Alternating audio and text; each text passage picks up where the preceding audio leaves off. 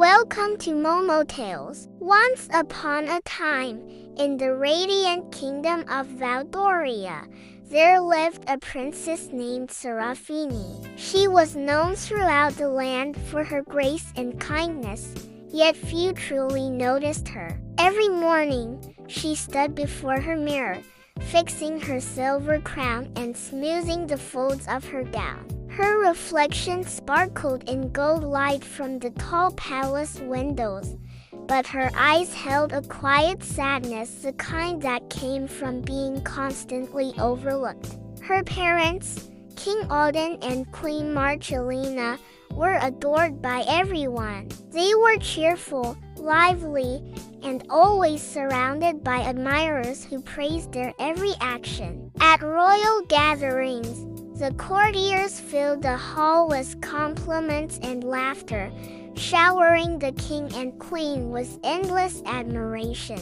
And yet, no one ever remembered to speak to Seraphine. Even on her birthday, the grand ballroom was filled with joy, but none of it was meant for her.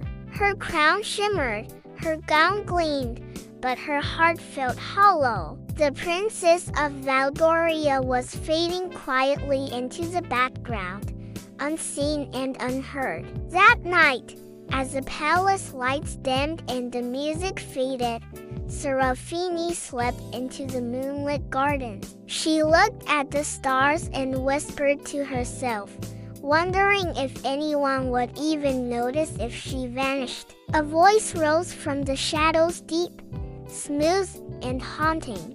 It came from a tall man cloaked in black, his eyes glinting like shards of ice. He introduced himself as Malachar, a traveler of forgotten places, though his presence felt anything but human. He told her he understood what it meant to be unseen. His words dripped like honey but stung like poison. And when he spoke of granting her wish to become truly invisible, Seraphine hesitated for only a moment. Then darkness swirled around her, cold as a grave, and when it cleared, she was gone. Her hands had become translucent. Her voice echoed into emptiness. Panicked, she ran back to the ballroom, where her parents danced beneath the chandeliers. She cried out to them, but no sound reached their ears. She tried to touch her mother, but her hand passed through like smoke. Terror filled her heart as she realized what had happened. She had wished to be unseen, and now no one in the world could see her. Malachar's laughter echoed faintly in her ears, whispering that they had forgotten her long before the spell. He hadn't made her invisible, he had only shown her the truth. Days turned into weeks. The palace carried on without her. Servants cleaned her room, thinking she had gone on some royal visit. Her parents never spoke her name again. The halls of Valdoria became a maze of memories she could no longer touch. Then one evening, as she wandered through the abandoned North Tower, a voice called to her, a woman's voice, warm and knowing. From the dim light appeared Ilaria, an ancient sorceress draped in sapphire robes, her eyes glowing faintly with old magic. Ilaria told her she too had once been cursed by Malachar. She had tried to stop his dark magic years ago, but he had bound her to invisibility and left her forgotten. Yet a fragment of her power remained, a crystal shard from the mirror of shadows, a relic that trapped and reflected all that was dark. Ilaria gave the shard to Seraphine, telling her that only by finding and destroying the mirror itself could both of their curses be broken. The mirror, she said, lay deep within the forest of whispers, where the trees murmured secrets and illusions twisted the minds of travelers. Seraphine hesitated, afraid to go alone, but Ilaria's voice softened. She told her that courage wasn't the absence of fear, but the choice to walk forward despite it. Then, as Ilaria faded into light, the princess began her journey. The forest was vast and alive with strange whispers. Branches brushed her unseen form as she stepped deeper into the gloom. The air shimmered faintly, and laughter echoed all around her. Tiny lights fluttered between the trees. Fairies, playful yet cruel. They could see her. They tugged at her hair and twirled through her paths, mocking her invisibility and delighting in her fear. The deeper she ran,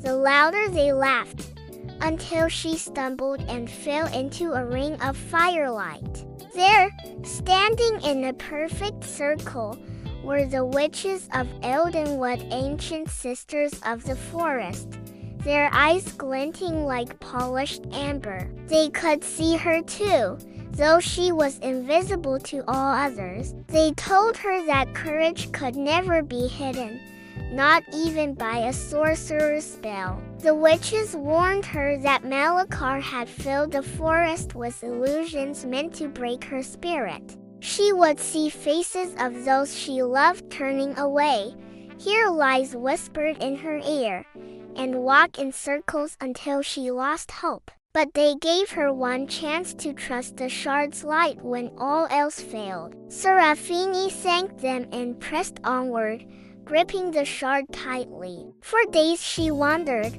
lost in endless fog. Every path led her back to the same clearing. The voice of Malachar haunted her from every shadow, mocking her weakness. She dropped to her knees, exhausted, and whispered a plea to Ilaria. The shard in her hand began to glow softly at first, then bright enough to cut through the darkness. The forest trembled, the illusions fell away, and a narrow path appeared ahead, leading to a dark lake surrounded by silver mist. In the center of that lake stood the Mirror of Shadows, glowing faintly with a pulse of dark magic. Seraphine stepped carefully onto the water, which held her weight as if it had turned to glass. But before she reached the mirror, Malachar appeared again, rising from the mist. He taunted her with visions, her parents laughing without her, her kingdom thriving as though she had never existed. His words slithered into her heart, trying to convince her that she would always be forgotten. But Seraphine remembered Ilaria's face, the kindness of the witches, and her own strengths. Her heart swelled with light. She raised the shard high, and it merged with the mirror in a burst of brilliance. Malachar roared, unleashing his full power, but the mirror reflected his darkness back upon him. His form twisted, his magic collapsing under its own weight. The mirror shattered, scattering shards of light across the water. And in that moment, every curse he had ever cast was undone. Figures appeared all around, lost souls who had been made invisible, now free. Among them stood Ilaria, smiling proudly. She told Seraphine that the greatest magic had never been in the shard or the mirror, but in her heart. When the princess returned to Valdoria, the kingdom rejoiced. Her parents ran to her, tears streaming down their faces. They held her close, remembering every forgotten moment. And though she forgave them, Seraphine had changed. She no longer needed to be seen to know her worth. The people of Valdoria would forever remember the princess who had faced darkness and brought back the light. She became known not as the invisible princess, but as Seraphine the Brave, the one who reminded the world that the truest magic lies within. And from that day forward, the kingdom of Valdoria glowed brighter, for courage, once found, can never be unseen. Subscribe to Momo Tales for more adventurous stories.